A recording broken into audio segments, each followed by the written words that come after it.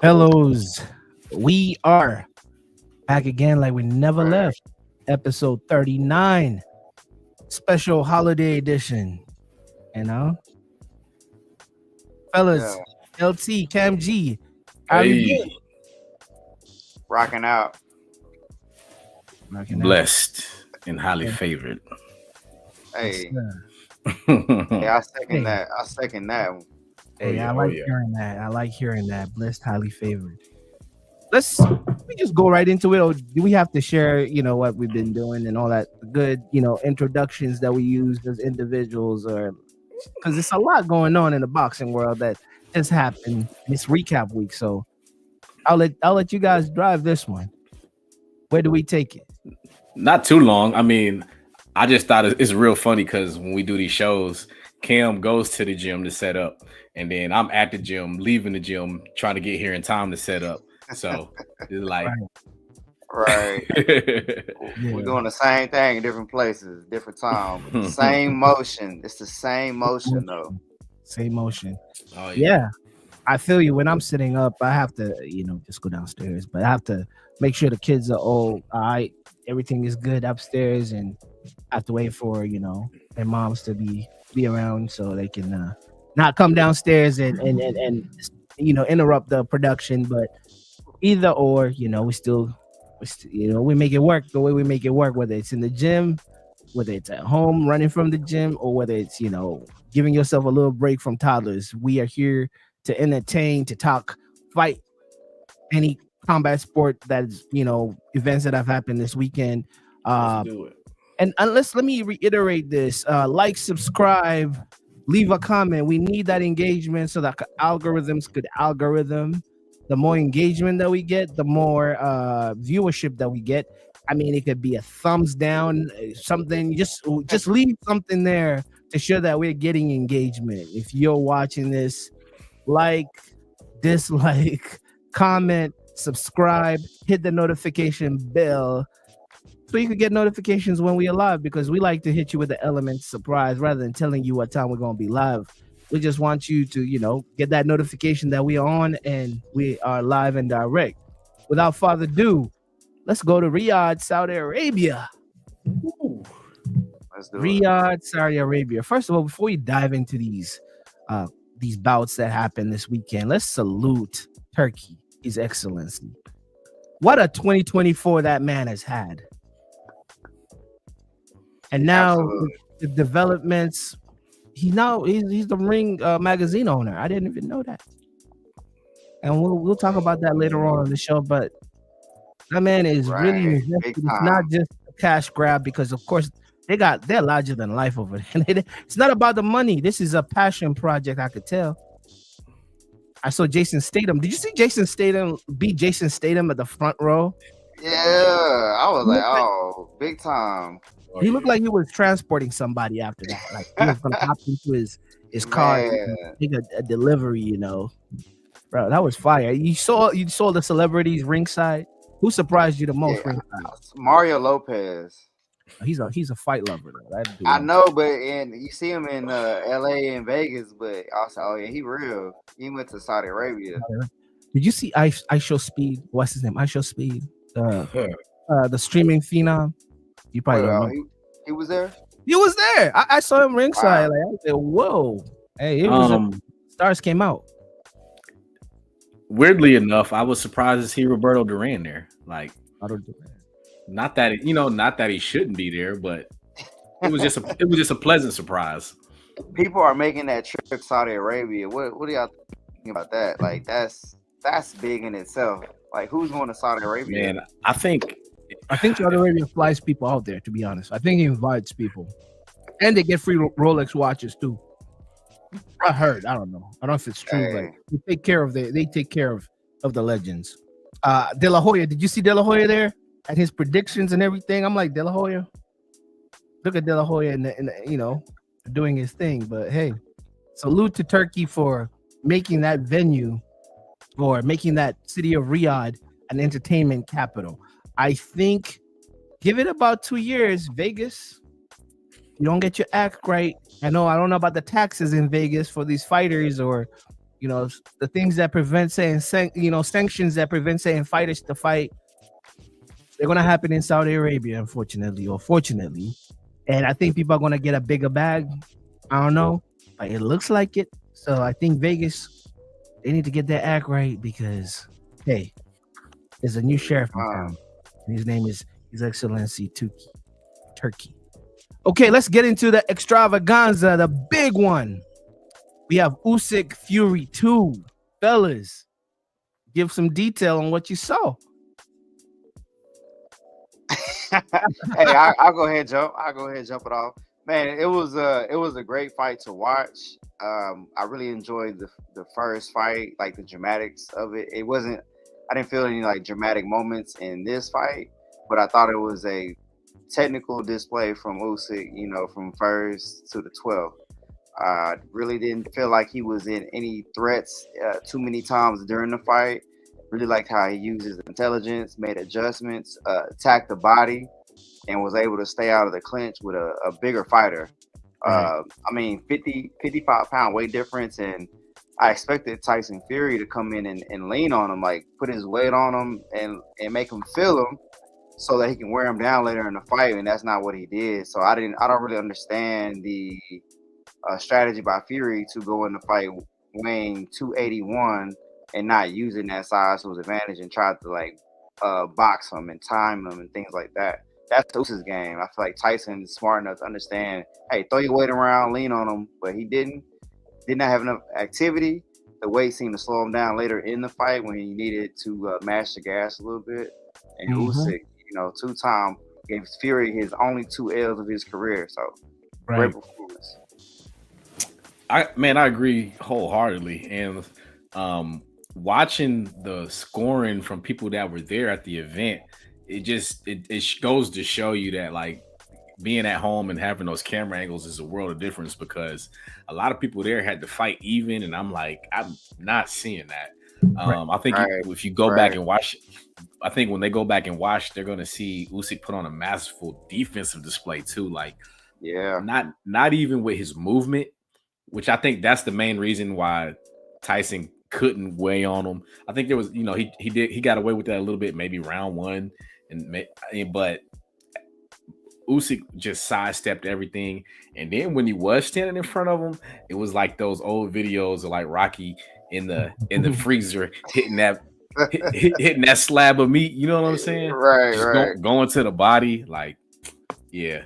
That was a masterful work. And Usyk said that this fight was easier than the first fight, probably because he didn't allow himself to get touched up. But yeah, right. Yeah, I mean, you guys summarized everything that I thought. I thought it was a very technical fight. I felt like the best technician won the fight, and that was Usyk. From the tempo of the fight, I was like scared because it was very high tempo for a heavyweight fight. These guys were moving a lot, exchanging a lot. There was a round where they both exchanged almost 132, 120 something, punches for big guys. They were not preventing themselves from stepping on the brakes. It was all gas, and I was worried for. I think I put it in the chat. I don't think this is going past 9 rounds, because if you coming into the fight 280 something pounds and you're stepping on the gas like that, usually you know what that means for the bigger guy. Right. Salute to Fury. He kind of pushed the tempo even up when it reached those championship rounds, and even if the judges didn't give him the victors for those particular rounds leading up to the last one, it was one of those as a fan, I think we won, especially if you love boxing. And for a casual, maybe you struggled a little bit trying to figure out what's happening, but Usyk to me won that fight based on he frustrated Tyson Fury, and I think he had more cleaner hits.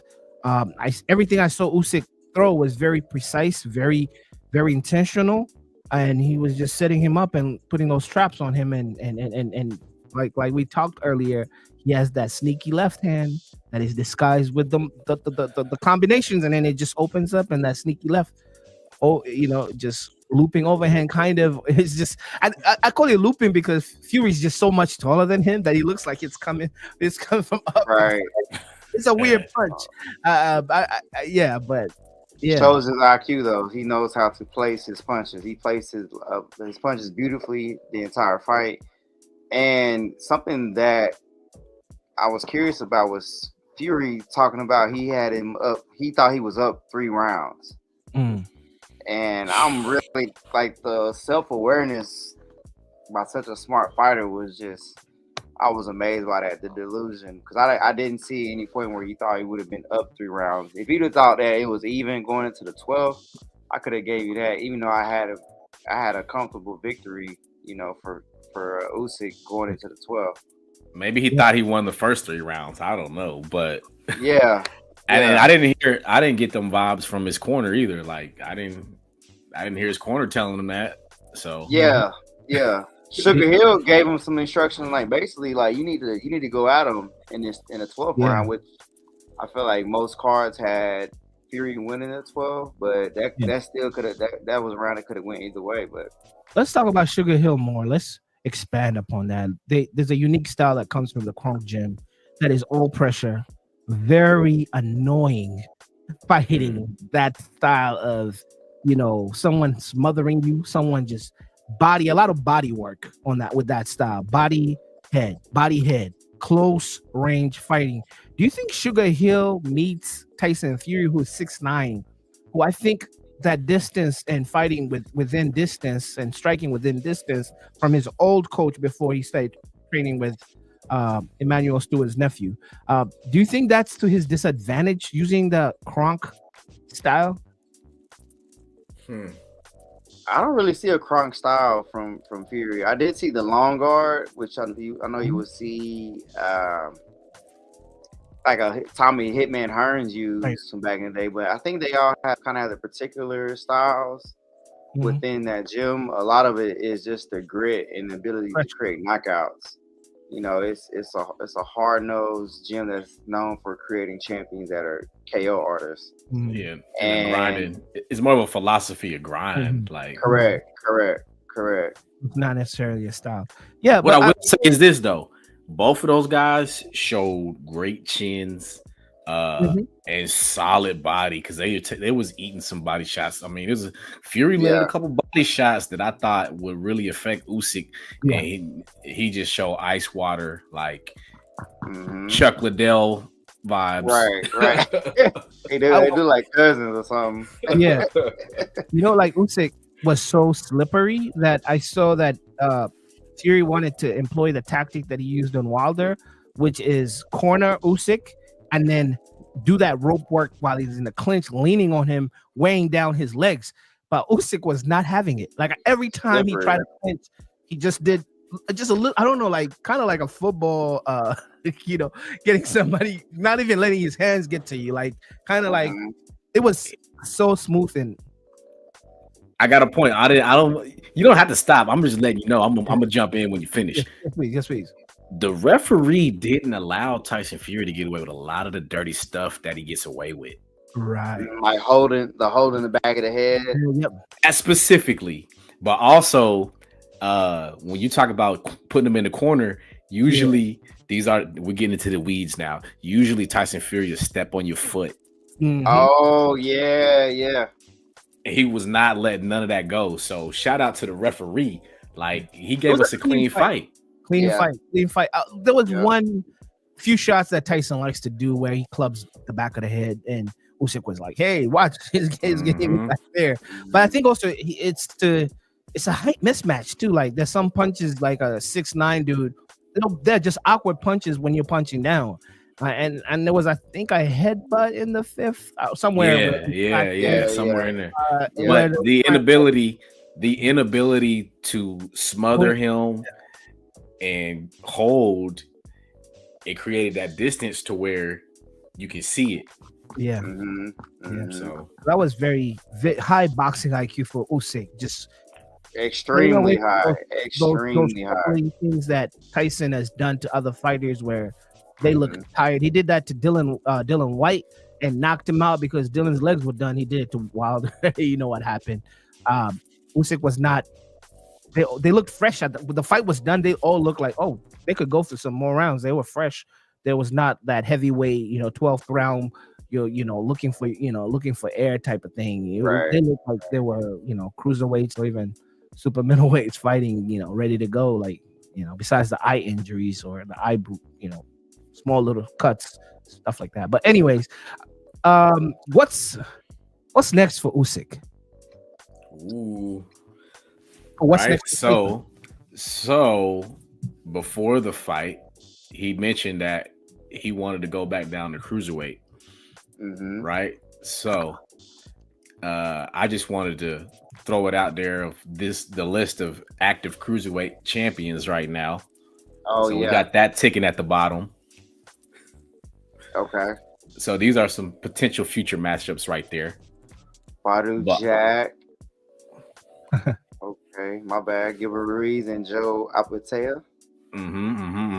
So, these are some matches, instant matchups that we could see, because I doubt he doesn't need a tune up to go down. Like he's and he doesn't have that many fights left, in my opinion. So salute to Badu Jack for making this resurgence from.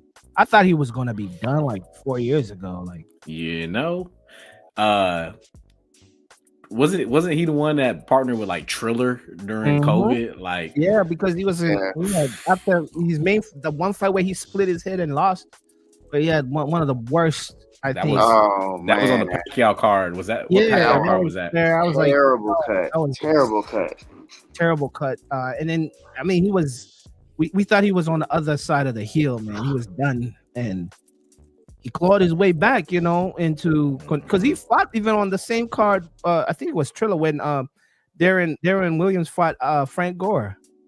Remember? Like that. And Badu Jack has a mandatory, I believe, by the cruiserweight that was on our friend of the show S3's card a couple weeks ago. Ryan Rosinski. So yeah, Badu Jack should be getting back in the ring here pretty soon. How old is he? Is he 40 something? He's been around for a long time. Badu Jack is coming in right now. He is 40 something, I think. He's been around since early 2000. BoxRec, but apparently he does have a fight coming up. It has not been made on BoxRec currently, but just looking at potential opponents. He's 41 years old. Yeah, he's been around since early, like the 2000s. I remember from Sweden, he's been around for a long time. So as you climb up in weight, you can extend your career. It's been history has shown us. Right. Also, though, Strap is intrigued by this one, and I kind of hinted at this leading up to the fight, but there's that rematch out there with Daniel Dubois because is it the IBF, I believe?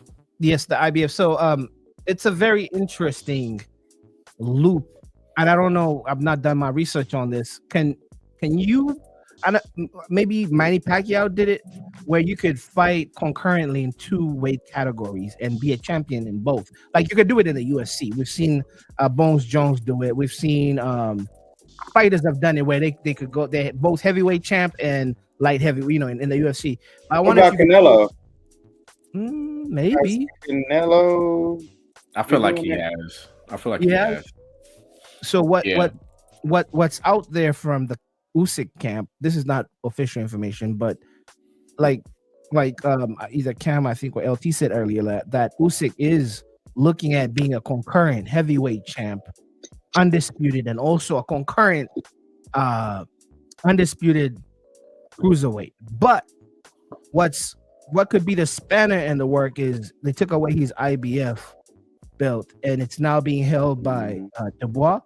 And right now, according to IBF, there has to be an eliminator for the contender, and that elimination fight to create that contender would be Ajagba versus Bakole. Right now, as you've seen in Riyadh, from the post-ring entrance of Dubois wants to give.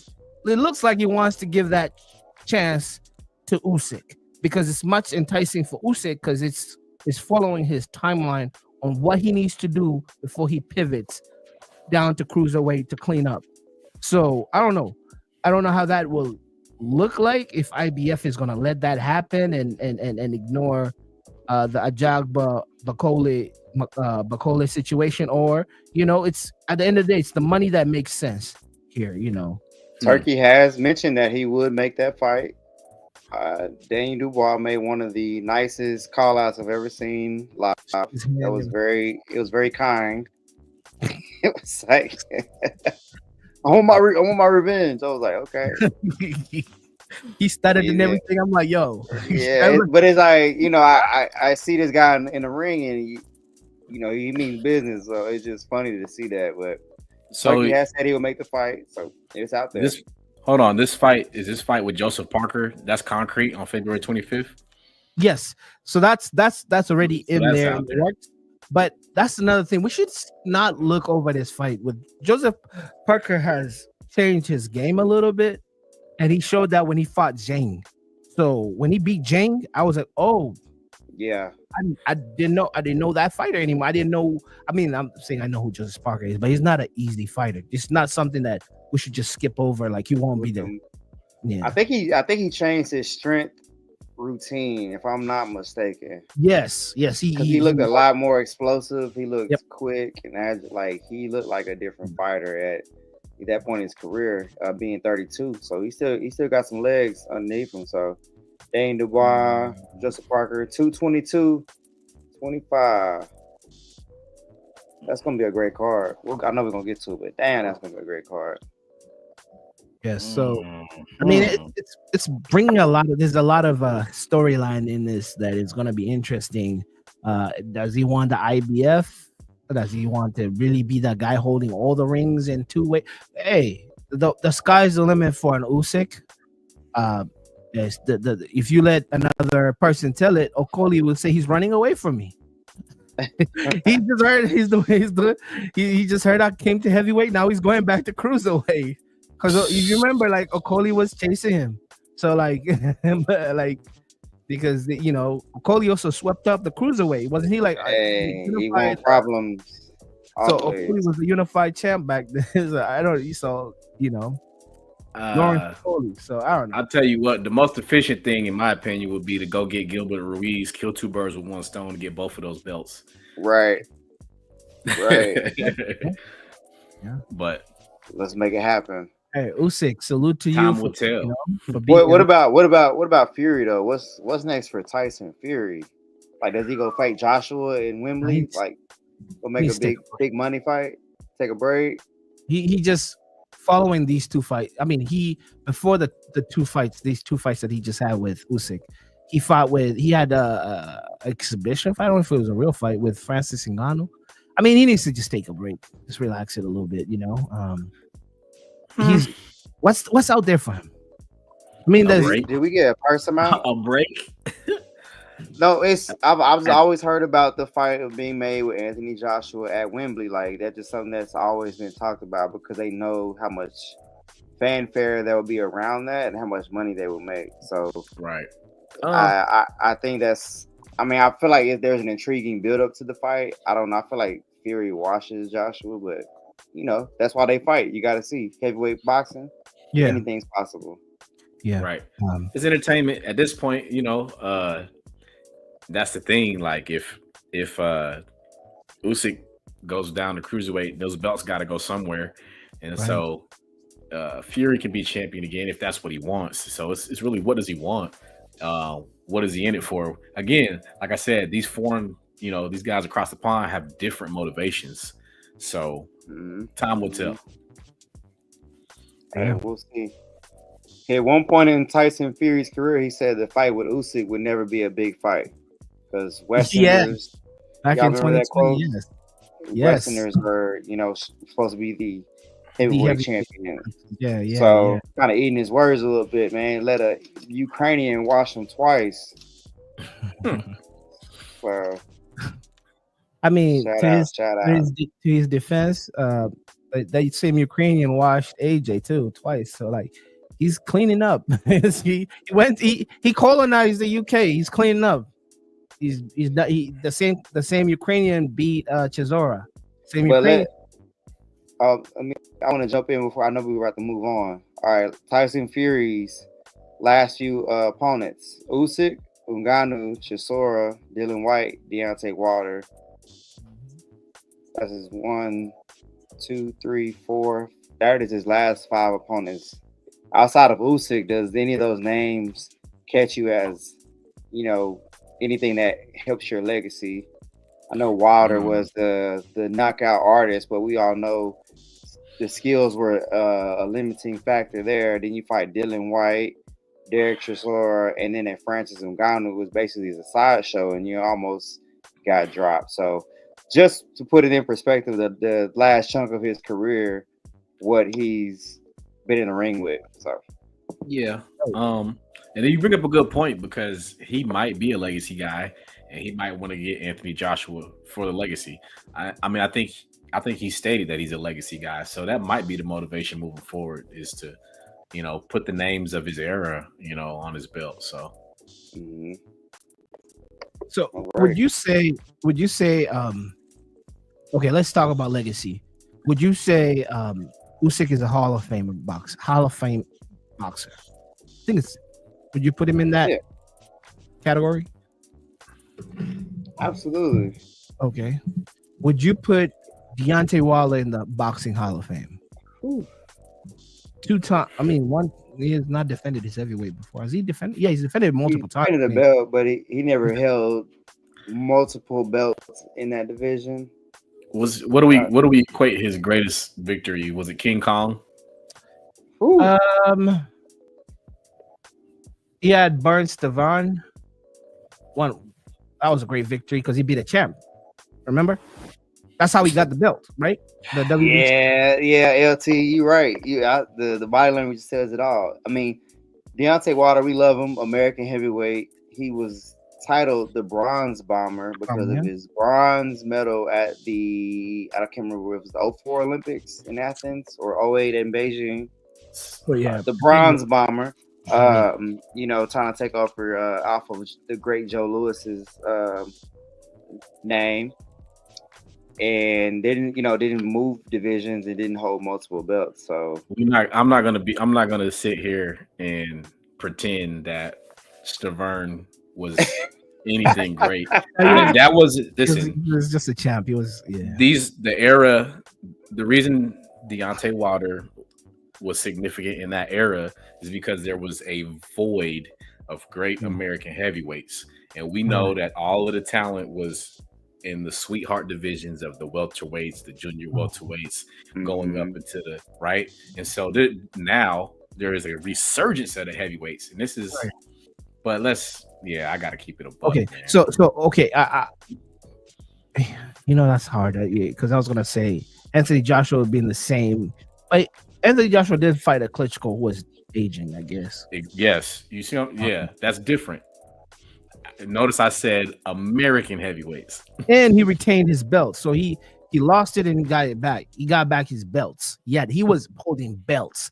Deontay had 1 belt. AJ had multiple belts. I think he had WBO, he had IBF, he had all other belts. He had 3 belts. Yeah. So maybe AJ. I mean, Tyson Fury, would Tyson Fury be in the Hall of Fame? I think he deserves to be in the Hall of Fame. And it's a tough discussion. Yeah. But anyways, legacy. We talk about legacy acts. Anyway, talk about legacy. Let's talk about a young fighter who may follow some legacy footsteps in the heavyweight division. I don't know if everyone got a chance to watch this undercard, but we're talking about Moses Itamwa. I'm saying that Itamwa. It's a Nigerian name, so bear with me, Nigerians. I'm not butchering it to be funny, but Moses Itamwa is 19 years old at heavyweight, weighs about 250 pounds, stands at 6'3". Defeated an actual veteran who has fought multiple heavyweight bouts, Dempsey McCain.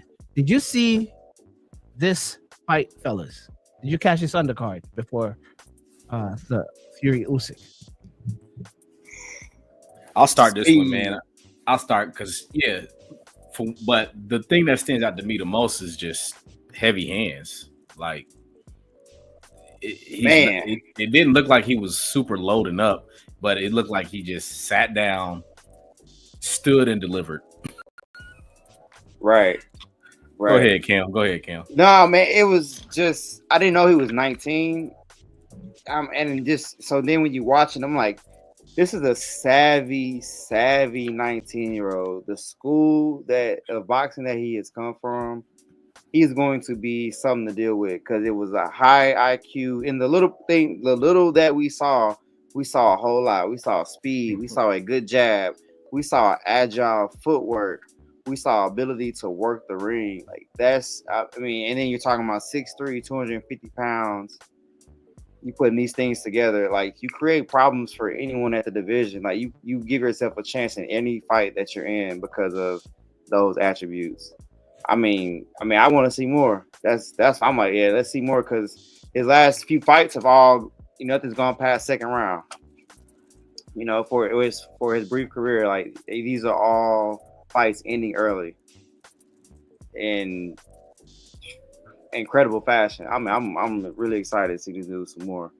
I know, and the crazy part is we were all 19, man. You're still growing. Like, man, you're not even reached your man body yet. Like, man, like we've seen athletes leaving the NBA, leaving the high school to the NBA, and we're like, let me use an example. Kevin Durant playing at Texas was 6'9", 6'8", and then he joined the league. One time he joined the league at 18 or whatever, and then next thing you know, they say he's 7 foot.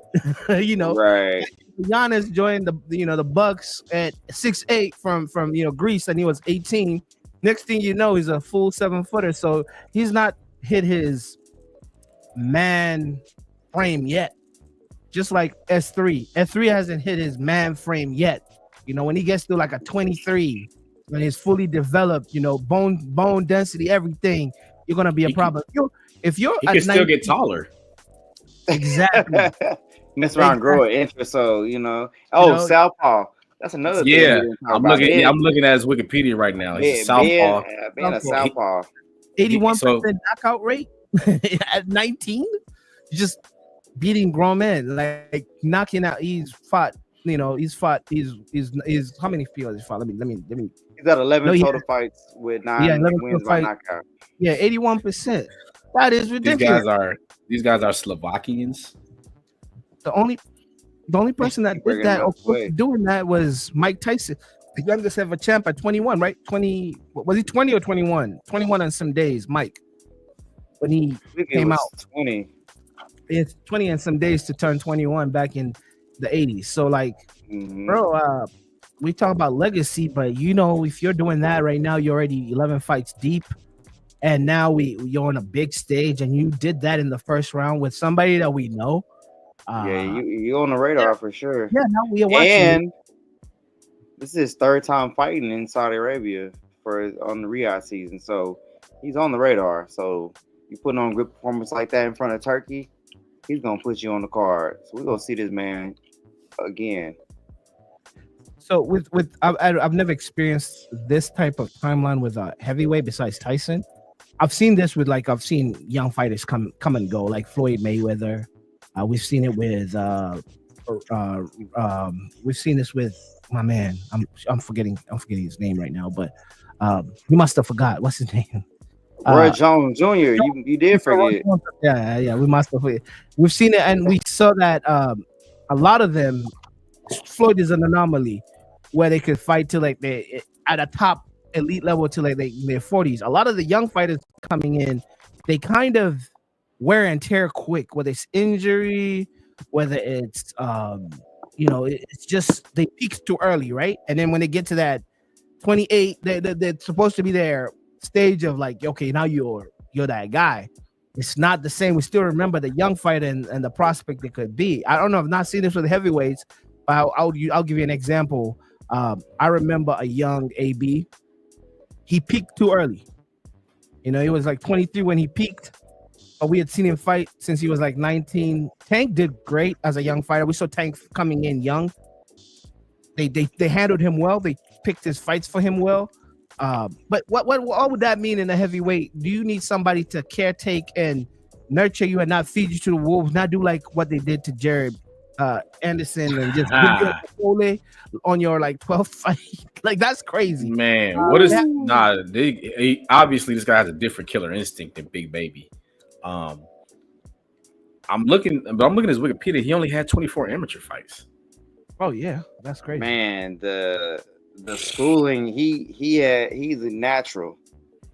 So you're talking about someone that's had 35, 36 like bouts total, but he looks like he's had 150 just off of what we've seen so far. Like, yeah, incredible. Yeah. I just hope they nurture him and protect him and not put him out there too quick, where you peak too early and you don't have that extended career into your 30s, like most young fighters do. I mean, Anthony Joshua is a good example of how you treat a heavyweight. Eddie Hearns really did a good job with Anthony Joshua. I mean, some people say you're cherry picking, just picking your own fights and whatever, but bro, there are wolves out there that want to take a fight. Absolutely. And you don't want him to see a Zhang. You don't want to see any of those fighters that are trying to just cross over to the top 10 that have been people run away from. You just don't want him to at 19 to take on them fights. But hey, if he's built for it, he's built for it. He's a heavyweight, right? So right. Big teams coming. Ooh-wee. All right. Keeping the train on the tracks. Let's go. Sergey Bogochuk versus Ishmael Davis with a WBC Eliminator Super welterweight. I don't think any of us were caught by surprise at the result of this. No. This was they said it was a fortnight replacement, but I think it was only 10 days. Shout out to Ishmael Davis for being in shape and being able to make weight on short notice. And I really like the trajectory that his career was trending in. I think it's unfortunate that he had to be thrown into the fire like this, but I'm sure that he was well compensated, for that. But Bohachuk's the kind of guy that if you have 6 months, that still might not be enough. So, yeah. Tough fight regardless. Like Bohachuk coming off of which I felt like he beat Virgil Ortiz and was supposed to be fighting Majimov, who Majimov is now be fighting Ortiz on that mega card on Riyadh season. I mean, Ishmael Davis was game. He was game for this fight. He actually was able to hurt Bohachuk, but it was just too much. You have to be firing on all cylinders with the guy, another Ukrainian at that. You got to be on your P's and Q's the entire time, and you got caught slipping a couple times, and one of those a nice left hook that Bohachuk throw that put Davis on the ground. So yeah, that was tough. That was tough sledding, man. I really did like his style. I did like his effort, but Bohachuk he's just too much, too smart, too strong, too skilled at this point in his career. So he's coming off. Davis is coming off a defeat to Josh Kelly back on September 24th. Okay, if once you're fighting at that level, like, how long do you take off for recovery? Like, exists a mandatory suspension for like a month at least? I don't know. Right. But I don't know. Kim, help me walk through that, because when you're in recovery, versus when you're actively in camp, you start adjusting your diet and your nutrition and all those things. Like, yeah. So he was not able to prepare like he probably did for his fight on September 21st. Lost by majority decision to Josh Kelly. But it does show that this fighter is in the gym, he's training, and he's getting ready. I think at this point you definitely would want to take a break. He fought two times in 23, 3 times in 2024. I think he's due for a layoff at this point. Maybe, do one of those fights where you basically trying to get your confidence back because you're going against some stiff competition the last couple of fights. He did show some ability, so you kind of want to improve on those things before you take that next big test. So, I mean, I'm sure we'll see him again. Those UK guys, they stay busy. They are true champions of the sport. Like what I saw, but like I said, Bullcheck is just too much, man. Too much. Do you have anything to add, Strap? I was gonna say, I salute to Ishmael for taking this short notice, even if it's 2 weeks. It's just not enough time to prepare yourself for a monster like Bochuk, and again, who was Bochuk training for? Some people say Majimal, if I'm saying it right. Majimov. Yeah, if you're training for that, then you're training at peak training, like, because that's a clash of animal, two beasts, Mm-hmm. So you step in, and you must have been compensated really, really good by Turkey to step in. Oh yeah, they threw a bag at him for sure. But taking on that challenge, daring to be great, stepped in the square circle with an animal like that, and I mean, there's no shame in that loss. I like Ishmael, right. And I think that's something that you could just go back and at least put it in your Rolodex of experience. Like, you were in the ring with a prime fighter. He's 27 now. Is his time, a prime fighter that wants that WBC belt. So there's no shame in that, Ishmael. Just go back, right? Read, you now know what it is to fight that level and regroup. For Bochuk, right now, I don't know if you're in purgatory. I don't know what that looks like in the super welterweight. Who are you gonna fight? Are they gonna choose you? Good reiteration on the WC belt, because that was an eliminator bout, right? Right. So, let's point out, WC belt holder is Mario Barrios. Right. Is Kam a Mario Barrios hater? Well, this 147, but this not 147 division. We need the 154. Super welterweight. But I may be a bit of a non-fan of his. I do like his ring attire. His interest is pretty dope, representing the culture. I think the Mayan culture or whatnot. I'm intrigued who is on this on the WBC super middleweight. I think I just looked this up because we got a friend of the show competing in this division. No, that's super middle. We need super welter. I'm looking at super middle. Junior, I go from welterweight to junior middleweight.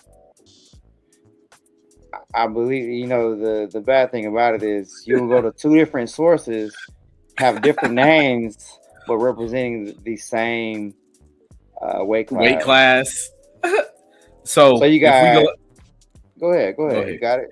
Sebastian Fundora, WBO, IBF Bakram Murtazaliev, WBA Terrence Crawford, and WBC also Fundora. So Fundora's in rumor to be fighting Spence, right? Is that do we think that's happening? Man, that date keeps getting pushed back further and further, man. Is that in March now? Right, I don't know, man. I don't think they're gonna collide. I don't think they're gonna fight. I don't see it. I don't know if even Spence even has a coach right now. Mm-hmm. So the latest is he's fighting in Philly with not Bazzi, but Breadman. But these are rumors. These are all rumors. So right, you got a Twitter or X formerly known as Twitter. Hey, Bakram is a problem in that division. I don't think nobody wants to fight him. Bakram is a problem. Like, whew. But he has the IBF, so I don't know. I know we're talking WBC eliminator, but I mean, just for one of the belt holders, you want to go get all of them. Bakram Murtazaliev is a problem. Is Virgil Ortiz holding any belt? Not holding any belts, but he will be fighting Israel Majimov on the Riyadh season card in February.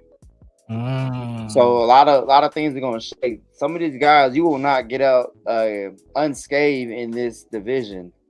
I think Fundora is the weak link as far as current belt holders.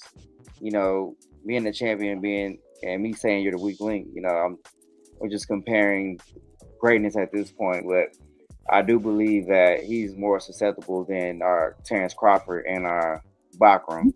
Did Fandora, did he lose his last fight or the fight before the last? Or am I thinking wrong? He fought was it Tim Tszyu? Yeah. Oh yeah.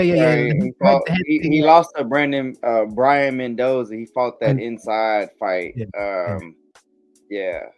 Fought like a weird deal, and then had the clash of, or it was the elbow that created the cut on Tim Tszyu. And I think most fight fans do not see Fundora winning that fight without the cut, which seems to have caused some PTSD with Mr. Tim Tszyu, because he went there with Bakram and thought it was sweet, and it was real sour. Yeah, Bakram. We say it all the time, man. Them Eastern Europeans don't play, man. And 3 rounds at that, man. Russian, they be yeah.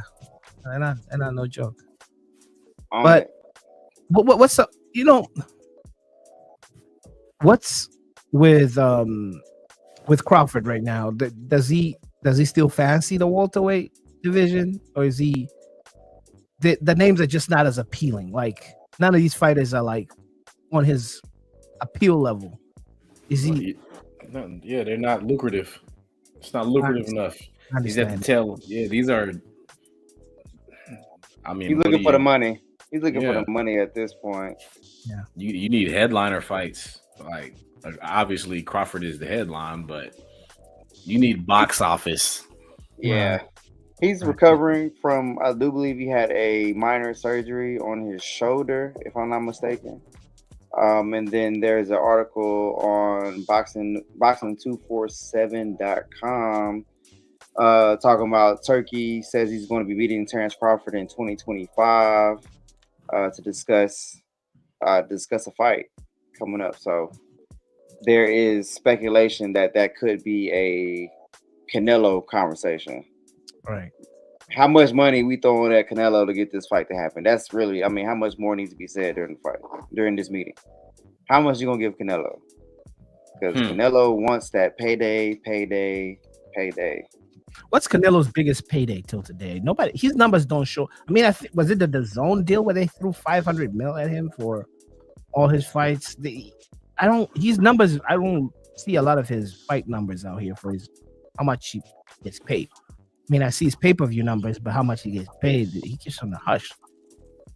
Or maybe I don't know how to use the internet to find Canelo's pocket. Apparently, back in 2013, he made 12 for Floyd, 25 for Amir Khan, 40 for Caleb Plant, and 35 against Jaime Munguia. So at this point, like, Canelo is like the music industry, right? So the fights are just promo for everything else. Like, he has these endorsement deals, you know.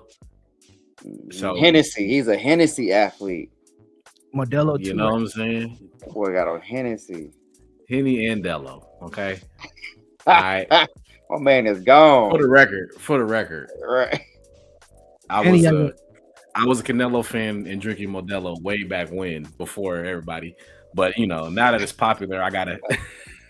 Right. That's. you a true knower of things, because Modelo been it. Right. So Canelo has not made more money than Jake Paul. Jake Paul is pulling a bag for real. Canelo's most I'm seeing here. They don't really have a number. They're guesstimating like 40 mil. That is crazy. What are we saying? Jake Paul? Jake Paul, did he throw Tyson a 40 mil or a 20 mil bag for the last fight? Let me see. Yeah, Tyson. So while you're looking that up, go back to Turkey and Crawford talking in January. do they have enough money to lure a Canelo to fight a Terrence Crawford? Does that happen in the United States? Does it happen in Saudi Arabia? I mean, that's only two places I can imagine it will go down. But how much money? What do you need? 60? 70? Was he asking for 200? Was Canelo asking for 200? Oh, is that what it was? It was something like that. But He's trying to price him out. I mean, I don't know, man. He said he asked for 200 to fight Benavidez, you know. So Yeah. After looking at Jake Paul's numbers, round of applause for Mayweather. These dudes don't make as much money as he did. Like, I think the biggest payday for Jake Paul was that Mike Tyson, and that was 40 mil. I remember Mayweather may have made that with Berto, the Berto fight, which was kind of like his Kobe, last real fight. Last, like, hey, bye guys, I'm leaving boxing. Like the McGregor fight, he was in hundreds and something. That was for the 50. Yeah, that was crazy. The 50-0. Like Mayweather was making more. How does Mayweather do this? Like I low key, I thought Mayweather was lying, but the numbers are ownership, owning promotion, negotiating, leveraging power for the pay-per-views, and having partnerships with was it HBO at the time, or it became Showtime. Right, it's a lot. It's a lot there. And he's making money to this day because he has property in Vegas, and there's a lot behind the scenes. And he owns skyscrapers, parking lots. Like come on, man. Yeah. So Mayweather made straight up with the McGregor fight 100 mil, but it's not counting the pay-per-view bonuses and stuff like that. Straight up, he earned on the Canelo fight 41 mil, fighting a young Canelo. Like his purse is crazy. Hey, and Canelo really owes a lot of his career to Mayweather. Like, if we're being honest, absolutely. And maybe have recency bias. I don't remember Mayweather being that famous, like a Jake Paul. You know what I mean? Like, I think Mayweather, people would pay to watch him lose, but was he on the news? And how are you pulling different era? Because Jake Paul was famous before he started boxing. Yep. YouTube is a powerful thing on the internet. So anyways, salute to Mayweather, but I didn't know. I was like, yo, I thought 40 mil was a lot of, and I looked at Mayweather's numbers. They're stupid numbers he was making for fights. Let's brush over these ones. All right. Johnny Fisher defeats Dave Allen, heavyweight bout. Controversy. So it was a split decision, and the weird part is, Allen put Fisher down on a knockdown, knocked him down, and I think the referees messed it up. I don't know if they used AI on this one. The fourth official was AI, but they messed up on this one, and it was just daylight robbery in Riyadh. But even the guy who lost visibly on camera was telling his coach, "I don't think I won that one." There's a clip out on the internet saying, "I don't know how I won that fight." Like, he felt bad putting his hand up. He had to put the other dude's hand up after the fight. Like, yo, you won that one. Like, this is not right. I think the judges did not realize which fighter was which. They had to. I agree with you on that. They looked alike. 10-8. Oh, not saying anything, bro. Pull up. Like, those two fighters. Hey, look, man. They probably related. Hold up.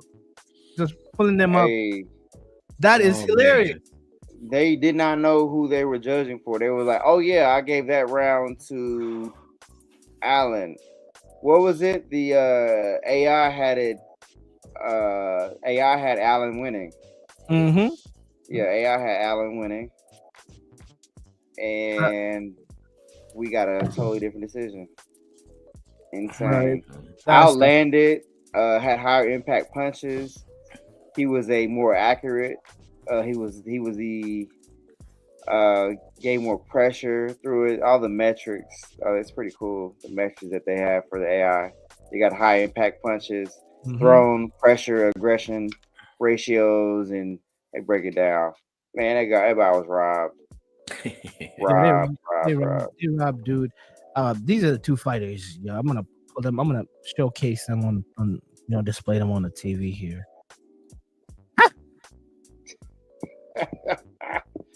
Did they hey that's what the judges. The judges did not know who they was rooting for. One's got tattoos, one's got curly hair. Come on now. Yeah, man. Them boys do not look alike. Nah, they gotta be better. But man, that was crazy that could happen in that type of setting. Like one thing, I know the politics in boxing and it's like wrestling. You have to create a story. You have to build a character. You have to character develop, I guess, build a character. And I understand it's business, but golly, we were watching that fight, and I'm like, I was low key just not so observant, but I remember that knockdown, and I remember Fisher not looking good, not as good as Allen, and then seeing his hand being raised for split decision, I was like, these judges need glasses. But anyways, we move on. Terrible. Strap, you got an extra pair you can send them? Right. I think I do. I probably have some bifocals. Get them right. Yeah, I can send them. All right. Peter McGrail defeats Reese Edwards, super bantamweight. So this right here, I watched it, but I was in and out because I was trying to remember these fights are happening in Riyadh, different time zone. This is about 3 p.m. So I'm it was early. It was an early fight. Not a lot of people in the stands. Right. So I was waking up my little one. He had waking him up from a nap. So I was just hopping back and forth.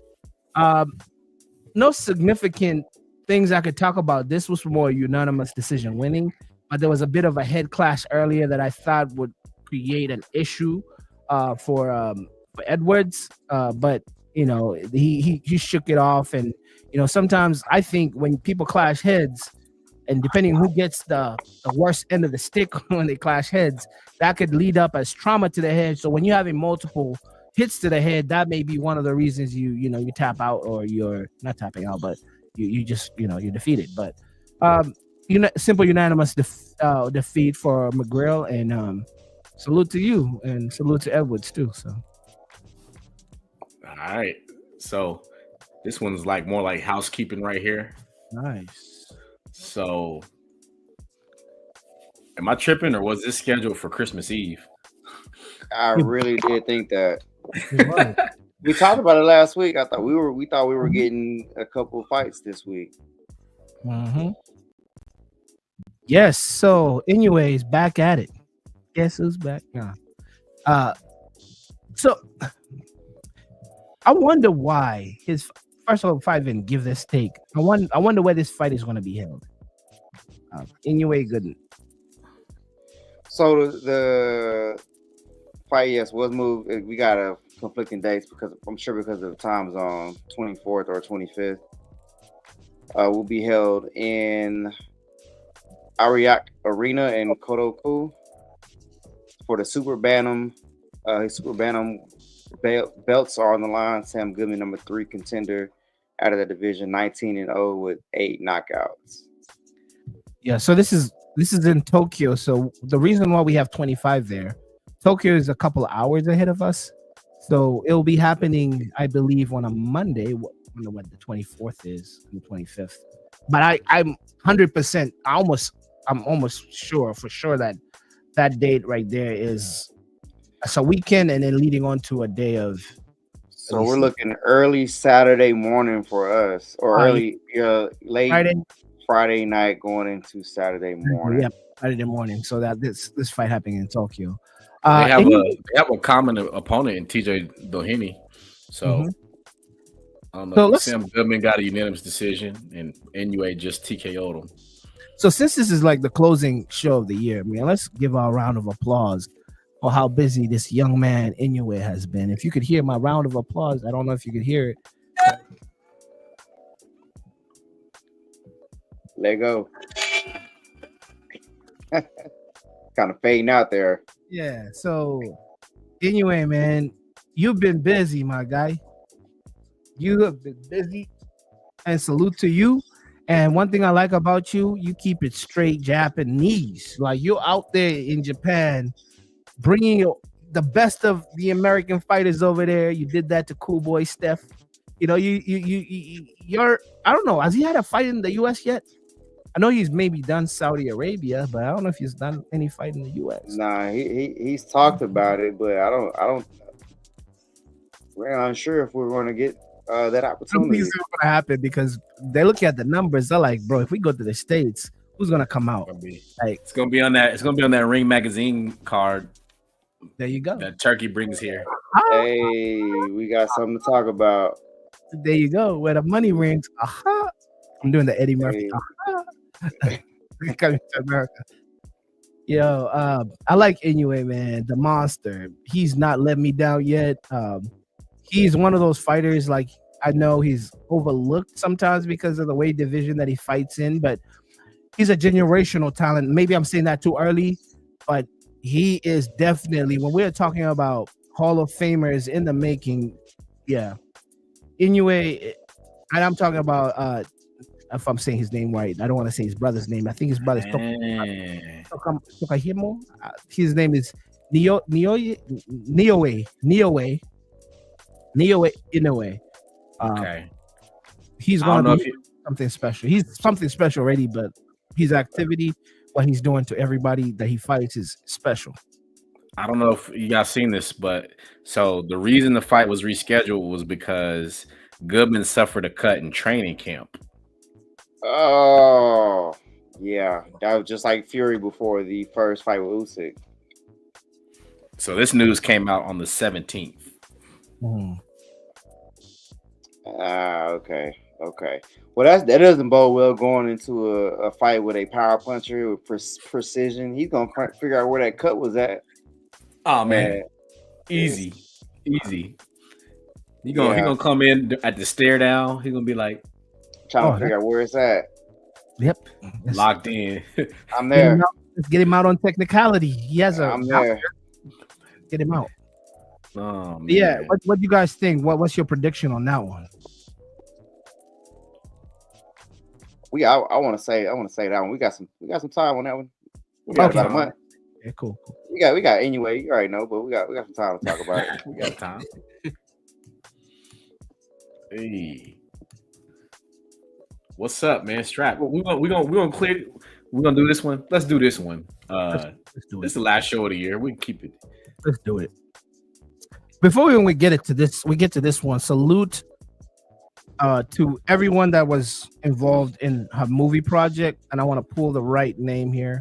Do you happen to know the name of a movie that is being, I think, The Fire Inside, releasing on Christmas Day, featuring the life story of a Clarissa Shields as she climbs the ranks and became the greatest woman of all time. Yes, nice. Let's support her. Like if it's somewhere on, if it's hitting the cinema, let's support that joint. Let's go out there and really support, because that's a good. Our story is amazing. From her background to being an Olympian to being, arguably the greatest woman boxer of all time. I don't know about the fighter part, but like let's start with boxer of all time. She has built a Hall of Fame career.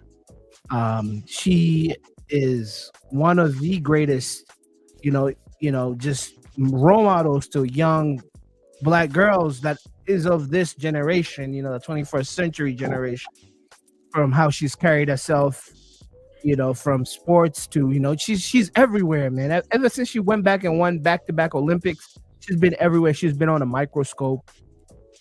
So supporting her in this movie is another step taken to, just cementing her legacy, because now she's in the movie world and making these movies, these feature film, whether it's based on real life stories. Salute to her, because she deserves it, because she does have a story to tell, and it's a story of substance. Now let's get to the BS. Wait. Oh, If should you we want, talk- if you want a little backstory on that, I don't know if it's still on Netflix, but there was a documentary leading up into her Olympic journey, and it was called T-Rex. Okay, so if you want a little, Okay. you want a little preview, go watch T-Rex. Okay, and that'll be a little bit of prep before you go see the movie on Christmas Day. All right. Okay. So now we can pivot, or should we? What up, though? What up, though? Yeah, man, she's been in the news line. She's been in the headlines lately. And it's not been because of boxing. I mean, prior to that, it was because of boxing that she was in the news, and she was, calling out male fighters to come fight her. The Keith Thurmans of the world. Yeah. And some videos leaked, her sparring partner putting her to sleep, and then there was a whole, protect Black women, which I love and I support. And leading on to now popular culture. I feel weird even talking about this on a boxing show, but let's talk about popular culture because all this intertwines with boxing, and boxing is a popular culture. So allegedly or apparently she's dating Papoose, and Papoose is currently married to recording artist Remy Martin, or Remy Ma, as most people call her. A few weeks ago, some things were leaked on the internet that involved the GOAT. And it was not highlighting her to the best, in the best light. And however you want to judge it, maybe on her response, she responded the best way the GOAT responds, and she took it to the internet. So, fellas, let's build on that. All right, I'll jump off on this because I'm really torn up over this situation. I'm heartbroken because I've been a day one fan of both of them. Like in my formative years, Annie Up came out. Okay, I literally have a tape here from Big Punisher. Whoa, baby. Okay, listen. Wow. Oh man, I'm literally, that's deep. Watch this. The trajectory of Remy Ma's career, the highs and the lows. All right, same thing. Like I just said, I've been following Clarissa since T-Rex. She's from Flint, Michigan. And that's where she gets her attitude. Michigan versus everybody. Like she got it honest. And yeah, man, I'm really conflicted in this situation. It's really unfortunate that both of them are caught in this intersection right now. But hey, Clarissa gonna talk. Yeah, I got talk. Something just came to me, but I'm gonna let Kim get what he got off. Oh well, no, I like she dropped a freestyle. Like that was so crazy to me. She dropped a freestyle. Remy Ma, dope MC, and dropped a freestyle on it. I was like, I was vibing to it. I'm ready to be critical and skeptical of whatever. Stay in your lane, all that. But nah, she was sliding. That thing. At this point, I don't know. I've been very critical of her lately, but I'm like, you know what? I was good with it. Hey, these grown people doing grown things. Hey, and somehow it got leaked on the internet. So hey, you put yourself on the internet. Hey, I like the way she handled it. I'm looking at her most recent tweet. She got all caps on here, and I'm not gonna read it. It's just Clarissa Shields on Twitter, formerly known as, or X, formerly known as Twitter. Go check it out. Yeah, I don't know. Sometimes I think she's trolling and she's on genius level of how to get it. Nah. It's just real. That's just her. She's with all the smoke, or she's like, I want to just troll today.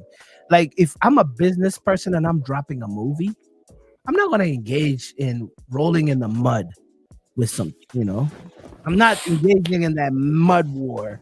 I want to keep. Oh, man. The mudslinging. Yeah, he's right, though. Hey, great point. She's petty.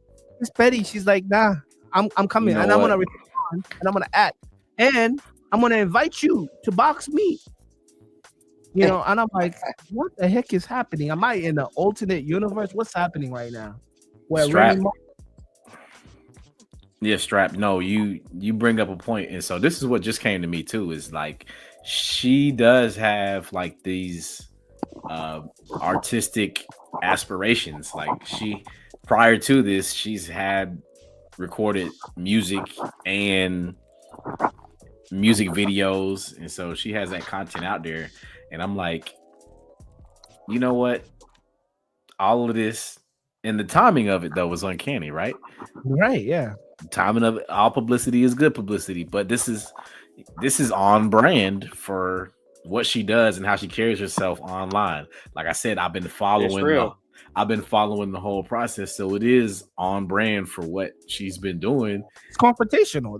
She's always like that on Twitter, but I didn't know that it would cross over into rap and popular culture. Like I know that was a Man. boxing world, boxing Twitter thing where she's clapping at everybody. She goes to her followers and comments about what they wear. Like she's just one of those. Like she's not big enough to be like I'll avoid and not even engage. Oh, she'll give you what you want. Like you're gonna get it from her, and she'll invite you to fight too. She's Well, invited. look, She's invited professional boxers to fight her, and I'm like, well, Yeah. yo, look. you wilding, like to relax. One thing, she's done this press run, obviously this press run leading up to the release on Christmas Day. So she's been doing the podcast circuit, and she shared with Andre Ward that she wants to fight until she's 38. She said she wants to get it out of her system. So I don't know what competition is going to be left out there for her, because she's gonna clean through it. But she's saying she wants to get all the fighting out of her system right now. She's also like people don't see the perspective. She's a big girl too. She's big, so she's tall. She's about like about 5'8". She's about that height, 5'8", 5'7", 5'8". You about right, probably 5'8". She's a little bit taller. Than me. She's pretty tall, and so finding competition with her is a little hard because we talked about the Savannah Marshalls of the world, and she's run through all that the top level competition out there. That's why she's hopping back and forth from PFL, trying to. I understand it. Sometimes when you're so good at something, it gets boring. Now you want to challenge yourself and learn how to do something totally different, like PFL, and you know how that went. She's getting better at that in that craft. And now she's doing fashion, and I could see she's having like a hair and makeup team, and they're glamorizing her and everything. She's becoming popular. Like she's I'm sorry, fellas. She's bigger than what we used to have in our little boxing, small little tribe of fighters where we held up to this worldly figure, but now she is of the world. She's popular, like, and it's kind of hard for boxers to accept that. I mean, or boxing fans to accept that because they're seeing behavior that is not of that world, right? Like where family, married families are getting, and it's not. I don't believe this narrative is true. I just think it's just for the internet. This is just canon for the internet, right? But when the internet says like, she's breaking up a household or whatever, I understand it's lies. It's not true, but Wait a minute. That household was dysfunctional before she came along. But of course, Right. She just stopping through grown folks doing grown folks business. Battle rap, because I know everything in battle rap with Easy the Black Captain. I used to rap in my past, my past generation. But Clarissa holding a heavyweight belt, middleweight belt, light heavyweight belt right now. So yeah, we talked about it earlier in the show. Do you think boxing is fun for her anymore? Oh yeah, absolutely. What do you mean? She's a fighter. She is a fighter. The name of her movie, The Fire. What? Yes, boxing is fun. What do you mean? Come on, Strap. What kind of question? Because I would think right now, like she's still young. She's 29, right? She's getting into her lady phase. This is probably the most money she's ever made in her life, because now she's bigger than what she was when she was an Olympian. She is meeting people of a different repertoire. I'm looking for a upper word. echelon. Echelon.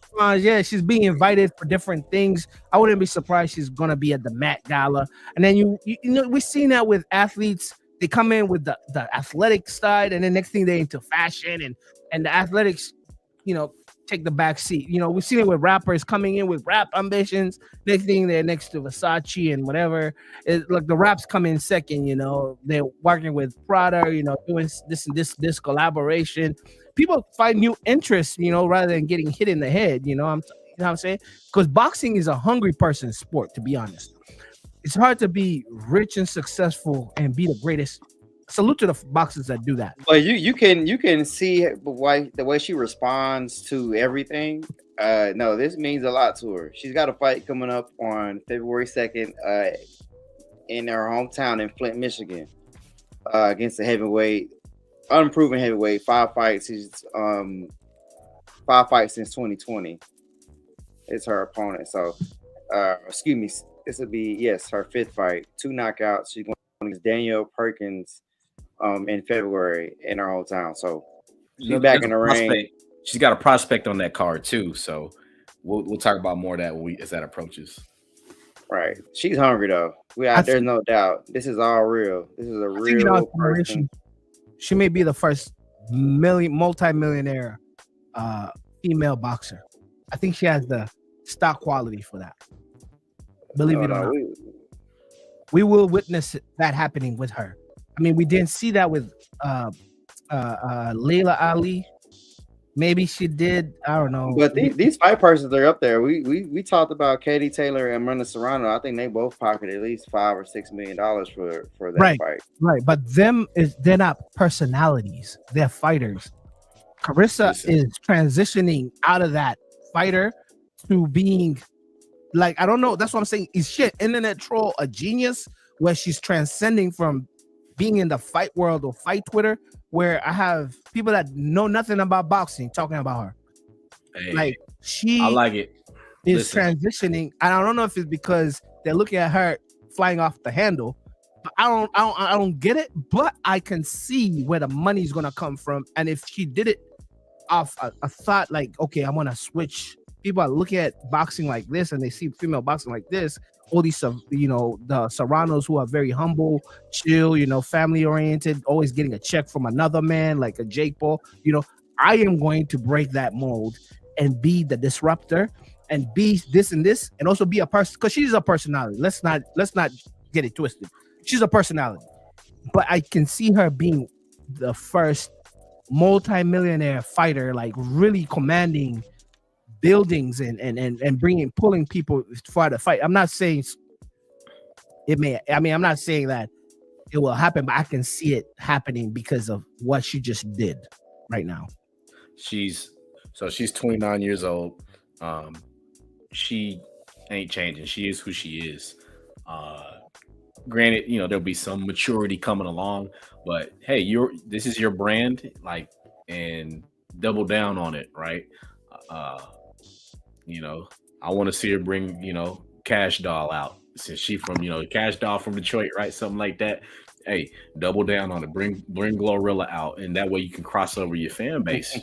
And absolutely, because her last fight purse was $1 million. Johanna, check that. Her last fight purse was $1 million when she faced Marcela Cornejo in June of 2023. So we understand she was the first woman to make a 7-figure payday in 2 consecutive fights. But as we know, these as 2023, that was last year. Yesterday's price is not today's price. So let's see what she commands for this fight in her hometown. That'll be very telling of the trajectory. Carissa, you sing this? Hit when the iron is hot, strike when the iron is hot. Start a boxing agency to promote these guys, because you got it. You know how to put yourself in the headlines. Not saying, you know, you may need a PR person. Maybe you need that, but still, you know how to get people to engage and talk about you, because you've been on the news headlines for the last month, 4 weeks. She's been around, you know, so you know what you're doing. I can see you doing that in a boss level where you have a promotion company and you do it for both men and women. And I'll promise you, you have more charisma than I love you, Oscar, than Oscar De La Hoya, who does these raps and clap back, whatever. There's all the stuff that he does that he's trying to promote. But promoting is really a personality and engagement thing, and you got it. Just like Bill Haney, you got it. So hey, as you make these millions, you could transition to being a boss and being a real boss, and taking these views that you're getting for something that people might look at as negative and make some money with it. Just saying. Carissa versus the world. I like that. That's that Michigan theme, Oh yeah. Are we?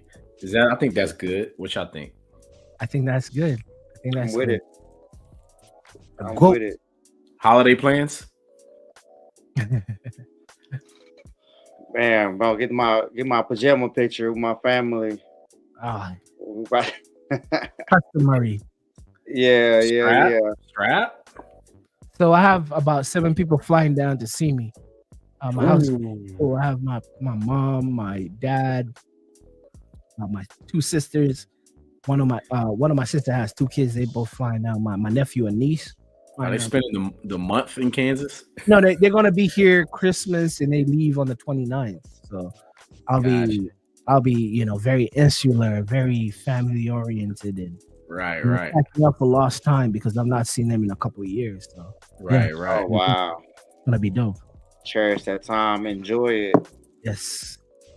Any last minute shopping?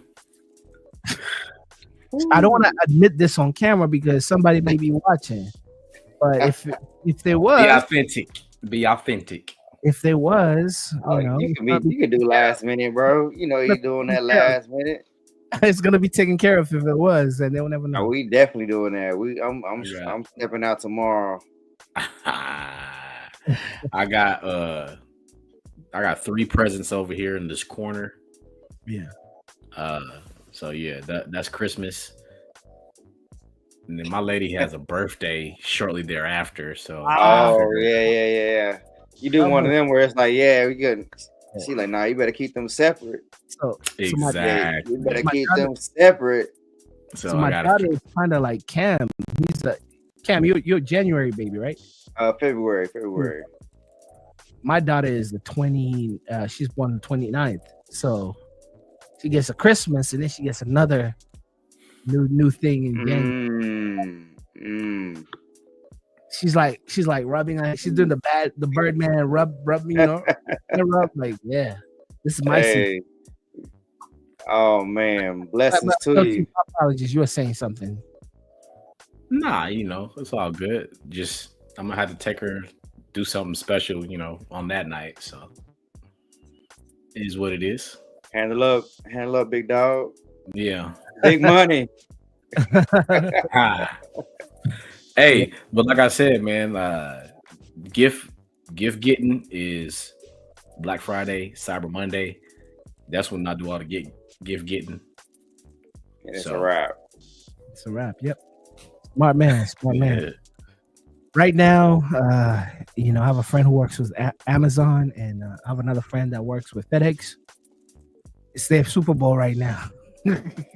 Yeah, they getting work to the bone, baby. Right now, like I'm hitting him up. I'm like, bro, I feel for you, man. If you need somebody to call and talk to, and just call some steam, I feel you. It's tough times, man, right now, because that's logistics. Because they're really the Santa Claus right now. They're really Santa Claus right now with not Rudolph, but they have like their trucks, man. The calls push through. UPS, FedEx, DHL, push through for your boy. Yeah, because the kids need you to make their Christmas. Because the post office ain't what it used to be. Nah. Right now, yeah. But fellas, it's been another great episode. Probably the last show for 2024. What do you guys think? Hey, if I get some free time, I might do like a highlight reel if I can. Yeah, 2024. Oh man, I didn't realize that. Is this our last one of the year? I believe so, because there's no fights happening after this. I mean, we lead on to Oh man, when the big fights happen. Unless we want to make this a surprise, just live, and if we could curate an audience that. In this comments, leave a comment if you watch this to the end. If you want us to curate a show where we engage with supporters of the show, and we could set a set time where we all hop on. You guys ask us questions. Some of you guys this is like barbershop talk. If you have any input on anything about a fighter or whatever, just and you want to get on center stage, we can send you the StreamYard link, and you could be part of the show. We could call it Friends of the Show, and chop it up. But we definitely can do that. We can make that adjustment.